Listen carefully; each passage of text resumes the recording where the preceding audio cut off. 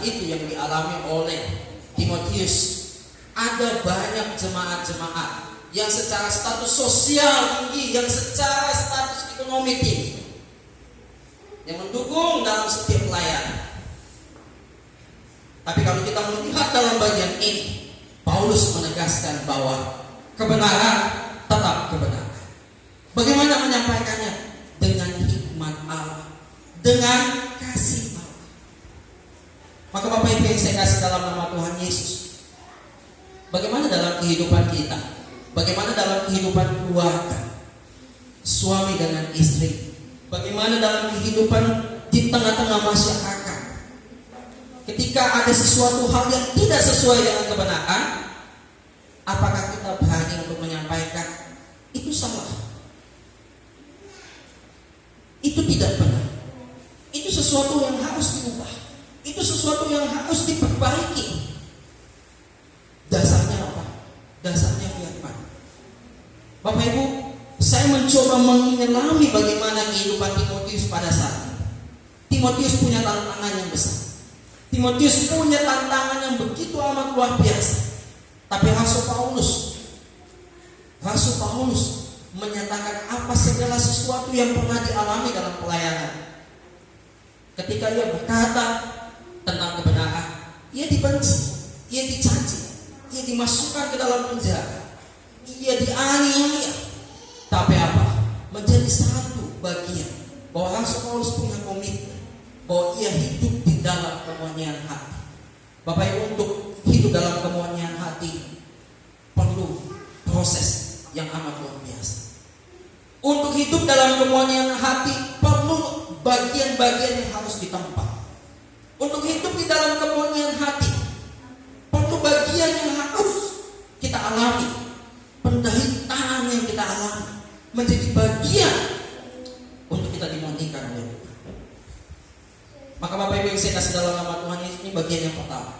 Untuk hidup di dalam kemurnian hati, maka kita harus hidup berani menyatakan kebenaran. Kecenderungan manusia dan saya termasuk di dalam. Ketika kita melihat satu bagian yang tidak benar, terkadang hati, bukan hati tapi daging ini berusaha untuk mengkompromikan segala sesuatu. Tapi hati ini, Roh Kudus akan menyatakan, memberikan penerangan untuk kita berani menyatakan apa yang benar, apa yang disampaikan menurut kebenaran firman Allah. Maka Bapak Ibu yang saya kasih dalam nama Tuhan Yesus, demikian hal di dalam kehidupan keluarga, di dalam kehidupan suami istri, berani menyatakan yang benar. Ketika itu merupakan sesuatu hal yang salah, kadang-kadang di tengah-tengah kehidupan suami istri pun juga ini menjadi satu persoalan. Gak apa-apa lah, dikompromikan saja. Ya itulah sifat karakter suami saya, ya itulah sifat karakter istri saya, gitu. Tapi seringkali mengkompromikan akan membuat kita jatuh terjun lebih dalam dengan sesuatu hal yang tidak benar. Maka Bapak Ibu yang saya kasih dalam nama Tuhan Yesus, ini tantangan yang dialami oleh Timotius. Bagian yang kedua, bagaimana supaya kita hidup di dalam kemurnian hati. Bagian yang kedua yang disampaikan oleh Rasul Paulus bagi Timotius supaya dia melayani dalam kemurnian hati adalah Timotius harus hidup bersyukur dalam segala hal. Perhatikan ayatnya yang ke-6 Bapak Ibu. Dikatakan, memang ibadah itu kalau disertai rasa cukup memberikan keuntungan yang besar. Bapak Ibu, kalau kita lihat dalam teks terjemahan lain, ayat 6 itu menjelaskan demikian. Memang agama memberikan keuntungan yang besar kalau orang puas dengan apa yang dipunyai.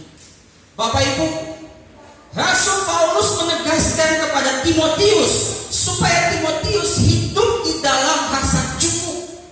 Apa yang diterimanya, apa yang dimilikinya dalam segala sesuatu pelayanan yang dihadapi oleh Timotius, Timotius harus belajar merasa cukup. Kenapa Bapak Ibu? Paulus sudah mengajarkan kepada Timotius di dalam Filipi 4 ayat yang ke-11. Mari kita buka sama-sama Filipi 4 ayat yang ke-11. Kita baca bagian ini bersama-sama. Filipi pasalnya yang keempat, ayatnya yang ke-11. Filipi pasal 4 ayat yang ke-11. Mari kita baca sama-sama. 1, 2, 3. Kukatakan ini bukanlah karena kekurangan, sebab aku telah belajar mencukupkan diri dalam segala hal. Bapak Ibu yang saya kasih dalam nama Tuhan Yesus, Paulus di dalam kehidupannya bukan berkelebihan secara materi. Dalam pelayanannya pun dia juga berusaha bagaimana mendukung setiap pelayanannya dengan melakukan bagian-bagian pekerjaan untuk memberikan sumbangsi yang baik dalam pelayanan. Hal ini ditegaskan kepada Timotius supaya Timotius di dalam melayani dia memiliki kemurnian hati, dia memiliki ketulusan, dan dia tidak bergantung kepada materi. Dia tidak bergantung kepada apa yang dialami pada saat itu, karena tantangan-tantangan yang dialami oleh Timotius pada saat itu adalah sekian banyak jemaat yang besar, jemaat yang secara ekonominya baik, secara sosial terpandang. Ini yang terjadi di dalam kehidupan Timotius. Bukankah juga di dalam kehidupan sehari-hari kita, ketika kita mau menyatakan kebenaran, ketika kita mau menyampaikan sesuatu yang salah, kita menegur sesuatu yang salah, kecenderungan kita tadi saya katakan, kita takut malah dijauhi, kita takut malah dibenci, kita takut tidak bisa lagi dekat. Yang biasanya hal ini baik, ketika sudah menerima satu gesekan, persoalan, mulai ada jarak, mulai ada kehanggaran. Bahkan hal ini juga terjadi di dalam kehidupan kita, di dalam organisasi gereja pun juga terjadi, Bapak Ibu. Dalam penyampaian kebenaran firman Tuhan, Bapak Ibu, saya juga merasakan bagian yang sama. Kita semua sama, ditegur oleh firman Tuhan. Saya ditegur firman Tuhan ketika hamba Tuhan dipercayakan menyampaikan firman Tuhan yang merupakan bagian kebenaran di dalam bagian firman Tuhan ini. Ketika hati kita merasa satu hal, ada yang terketuk di dalam hati kita. Percayalah Bapak Ibu, ketika kita tunduk kepada kasih Roh Kudus, kita akan dibawa untuk diubah. Siapa di antara kita yang benar di hadapan? Tidak ada. Tapi kita menerima pembenaran di hadapan Tuhan karena kasih dan kemurahan Allah.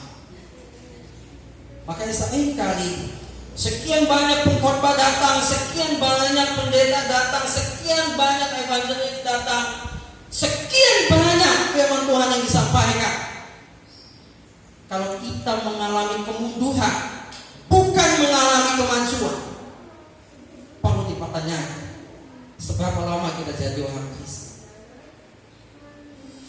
Bapak Ibu yang saya kasih dalam nama Tuhan Yesus, salah wajar. Yang tidak wajar adalah jatuh di dalam kesalahan yang sama.